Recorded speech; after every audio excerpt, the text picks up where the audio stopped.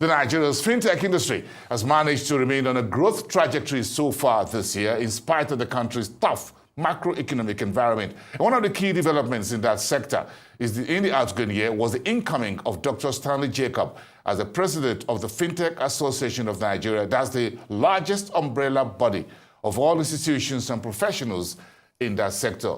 Dr. Jacob is live here with me in the studios tonight on Arise Exchange. Good evening to you, sir. Congratulations on your election as the new president of Fintech Nigeria. Good evening, boss, and thanks for having me. Thank you so much, and congratulations to you and the rest of your team. But let's get on. Give me some insights into your sector performance so far. We just have a few weeks to go. I think, like you mentioned in the opening, we've seen steady growth despite economic downturns. As of 2023, we've had over 217 fintech startups in Nigeria, and this is up from 74 we had in 2017. That's six years ago. The number keeps increasing year on year. We've also seen that Nigeria last year gained the top spot for early stage fintech investment. And this is despite the drop in investment in Africa, looking back at 2022. So what we're seeing now is government attraction. Over time, government investors have been particularly attracted to fintechs, given how we have been able to revolutionize payments, health, agriculture, insurance, and other sectors. For us in Nigeria, the mobile penetration has been a catalyst for this growth, despite our poverty levels and declining economic condition.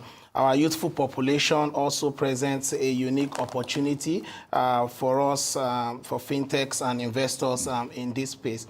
We think that ability to be able to serve customers digitally, looking at the landscape, be able to unpack financial services, has been a unique factor that has catalyzed this growth. I think one of the things that I'm really been enthused as a journalist is the fact that fintech has gone beyond just Naira and Kobo. It's now gone into medicine, healthcare, agriculture, and elsewhere. Do you see that as changing the landscape for the industry in the future as to be able to impact other sectors beyond tying technology to the banking, financial services, payment system? Absolutely, absolutely, Bosun. I think that payments will continue to grow. Fintech services will continue to grow. Our obligations as stakeholders in the industry is to ensure that we maintain resilience in the face of this growth. Looking forward, what we'll see for the future of fintech is that it is quite bright. Right? We should expect to see more around how fintechs would expand into new use cases. We've seen health tech, prop tech, insurance. We've seen a lot around agro-tech. These sectors represent how fintech have been able to go into specific sectors and create micro markets.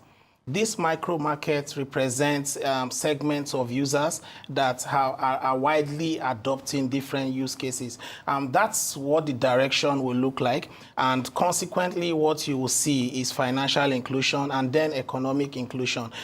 We think that the ability to unpack financial services is what distinguishes the fintechs from the traditional financial service players. That was very interesting.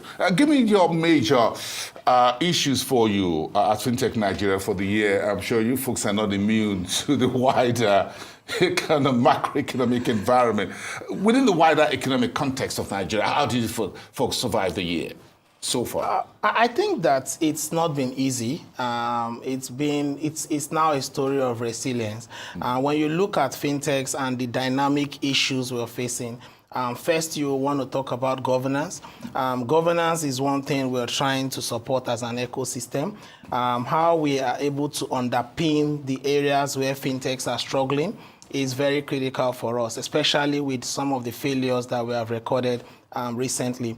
The next is economic, the FX exposure. So we have a couple of fintechs, or a good number, being funded via FX from venture capital and the rest. This exposure remains there, especially for fintechs that are earning their revenues in Naira.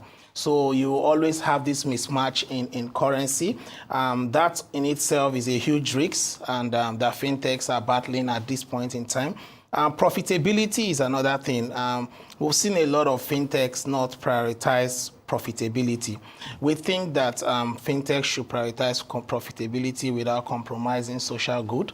That again, it's in itself, the more we continue to see everything free, there is a cost to service, and this could in the long term adversely impact the sustainability of businesses.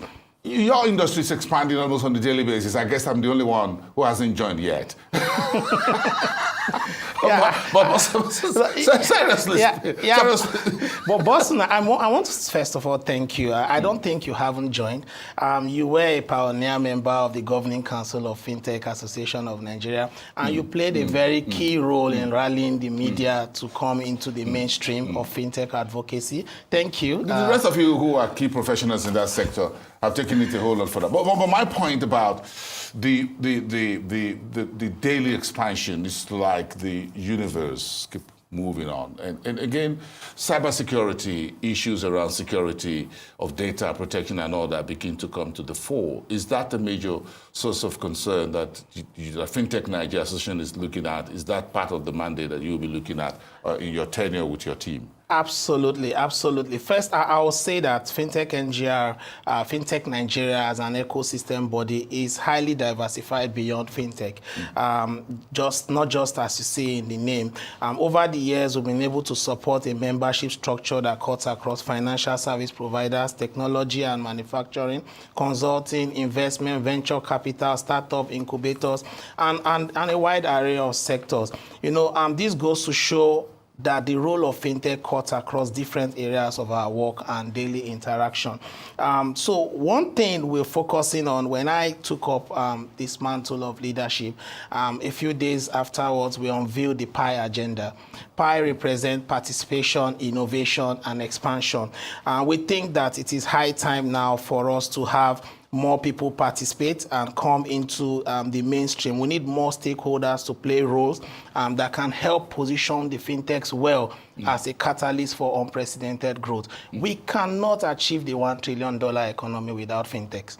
That is where we are driving participation. That was part of the Fintech Nigeria Week. Yes, that was just about a couple of weeks ago. Yes, that was just about 3 weeks ago. Yes. So it's very critical. What we've also done is to go ahead to set up communities of practice that cuts across new technologies. How do we well position and guide the introduction of new technologies into the market to ensure that it really hits that spot of inclusive finance that we are driving at? Cybersecurity comes tops, and this also has a lot to do with data.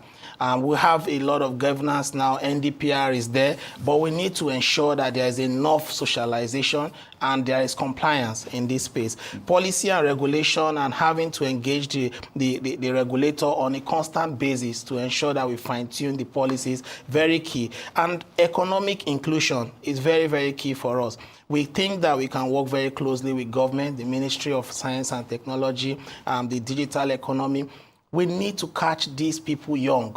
Our talent is our biggest asset, and we think that we will work with the government at the center to go around the 36 states and the FCT and ensure that at least there's enough coverage for the young people, both in our secondary schools and in our universities, especially now that STEM is gaining ground. It looks like a big pie you are building there. I hope I still have a share, even though I'm give me your outlook for next year. I'm sure we're going to keep talking as you get a whole lot more boot on the ground with your team and see what you'll be doing into the new year. Give me 1 minute of that. So what I see is that we're going to see, we're not sure that investment into fintechs will expand, but we are seeing more fintechs reposition now to do real business. But Nigeria will still continue to stay on top in terms of investment and inflow, especially with the deliberateness that government is putting in that space at this time. And we also think that when we are able to drive down our policies, there will be a lot more fintechs will keep coming. We think that the regulation there will be a lot of back and forth in the engagement, both in the telco space and in the payment space. But we are having this engagement. In terms of investment and the FX exposures, We think that the macroeconomic issues that we are facing now will continue to impact fintechs. But again, that's where resilience comes in for us to be able to restrict and reduce the number of failures that could happen. But really, the exposure is real.